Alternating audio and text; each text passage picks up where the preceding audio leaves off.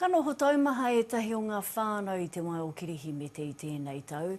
He nui e kore whiwhipiri ana kakai hākari rānei.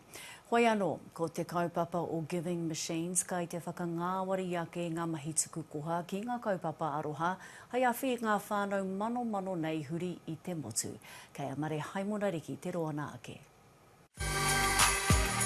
He mīhini ka whakangāwari ake i te tuku koha mo te Kirihimete. The machine has 30 cards that represent 6 charities and 5 items each. They'll put a credit card against the machine, make their selection, confirm that that's what they want, and then the card will bend down into the bottom and there'll be a pile of cards there for them to view. He mīhini e nei hangaia e te hāhi whakahou i te tau 2012, a neke atu i te 20 miliona tāra te nui o ngā koha kua kohia.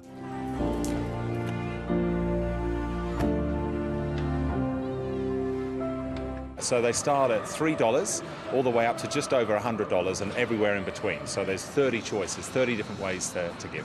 Ko tēnei mīhini Sylvia Park te tuatahi ki Aotearoa, ko ia tētahi o ngā mīhini e 61 i ngā taone nui puta noa i te ao.